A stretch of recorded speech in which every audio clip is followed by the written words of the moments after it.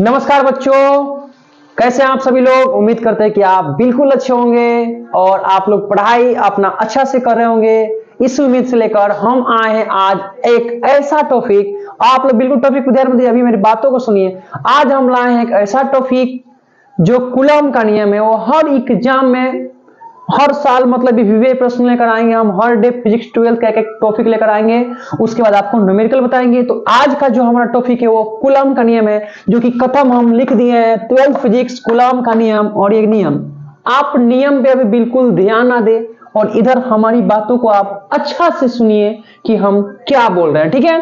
तो देखिए, कह रहा है कि दो स्थिर आवेशों के बीच लगने वाला आकर्षण या प्रतिकर्षण बल, दो गो स्थिर आवेश है।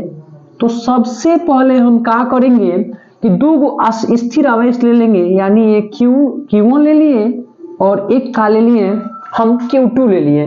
दो स्थिर आवेश ले लिए। दो गो स्थिर आवेश क्या है, एक Q1 है और एक Q2 है।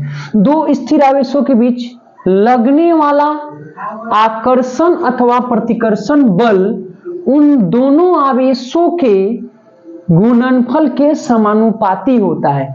तो ये जो बल है Q1 और Q2 दोनों आवेश है, इसके बीच कोई ना कोई या तो आकर्षण बल लग रहा है या तो आपका प्रतिकर्षण बल लग रहा है। तो गुणनफल के समानुपाती तथा उनके बीच के दूरी के वर्ग के व्युत्क्रमानुपाती होता है। मान लीजिए इनके बीच की दूरी क्या है, तो R है। फिर से आते हैं कि दो स्थिर आवेशों के बीच लगने वाला आकर्षण अथवा प्रतिकर्षण बल उनके आवेशों के गुणनफल, दोनों आवेशों के गुणनफलों के समानुपाती तथा उनके बीच के दूरी का क्या होता है, वर्ग के व्युत्क्रमानुपाती होता है। तो दो गो आवेश ले लिए और इसके बीच जो लगने वाला आकर्षण या प्रतिकर्षण बल होगा उनके गुणनफल के क्या होगा, समानुपाती होगा तथा उनके बीच की दूरी का वर्ग का व्युत्क्रमानुपाती होता है। कितना लोग मान भी लेता है। अब आते हैं कि जो F है इन दोनों आवेशों के गुणनफल के समानुपाती होगा, यानी Q1 और Q2 के गुणनफल के समानुपाती क्या होगा, इस पे लगने वाला आकर्षण या प्रतिकर्षण बल। तो वह F है, मान लेंगे इसको, अभी भी मानते भी हैं। यहाँ एक पेमेंट कर देते हैं। माना कि दो आवेश Q1 व Q2 है। माना कि दो आवेश Q1 व Q2 है तथा उनके बीच की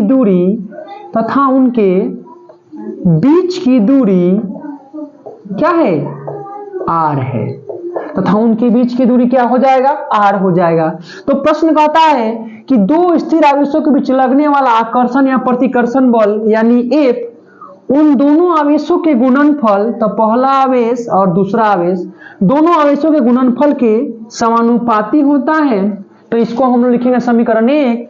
फिर कह रहा है तथा उनके बीच के दूरी के वर्ग, तो बीच के दूरी क्या है, तो R है, वर्ग तो R स्क्वायर, उनके बीच के दूरी के वर्ग के व्युत्क्रमानुपाती तो बटा में 1 होता है क्या, उस पे लगने वाला बल। ये हो गया आपका समीकरण सेकेंड। अब हम लिख सकते हैं कि समीकरण फर्स्ट एंड सेकेंड को मिलाने पर, समीकरण फर्स्ट एंड सेकेंड को मिलाने पर, तो समीकरण फर्स्ट एंड सेकेंड क्या हो जाएगा F समानुपाती Q1 Q2 है, तो Q1 Q2 बटा में R आपका स्क्वायर हो जाएगा। अब जब यहाँ F हो गया और जब समानुपाती का चिन्ह हटाएंगे तो बराबर में लिखेंगे K Q1 Q2 बटा R स्क्वायर। अब यहाँ देखिए K का मान जो होता है वो होता है 1/4 पाई एप्सिलॉन नॉट। तो ये जब हम यहाँ लिख सकते हैं यहाँ पे कि F बराबर 1/4 pi epsilon not Q1 Q2 बटा R स्क्वायर। और वहां फिर अगर 1/4 पाई एप्सिलॉन नॉट का अगर हमको मान निकालना होगा तो 1/4 पाई, अगर हम न्यूमेरिकल आगे बनाते हैं तो 1/4 पाई एप्सिलॉन के स्थान पे क्या रखेंगे, तो 9 × 10⁹ न्यूटन मीटर स्क्वायर प्रति कूलम स्क्वायर यहाँ पे आप लोग लिख सकते हैं। और एक होता है E0, जो E0 होता है निर्वात में विद्युतशीलता होता है, विद्युतशीलता यानी यूनिट का मान होता है 8.85 गुण 10⁻12 कूलम स्क्वायर प्रति न्यूटन मीटर स्क्वायर। ये हमारा हो गया 5 नंबर में पूछेगा आपसे, तो ये आप इसको बिल्कुल बना सकते हैं। तो अगर आपको ये हमारा वीडियो अच्छा लगा होगा तो लाइक कीजिएगा, शेयर कीजिएगा, सब्सक्राइब कीजिएगा। हम प्रतिदिन आपको एक नया नया डेरिवेशन करते रहेंगे और इसका न्यूमेरिकल भी बनाते रहेंगे। तब तक के लिए बहुत बहुत धन्यवाद।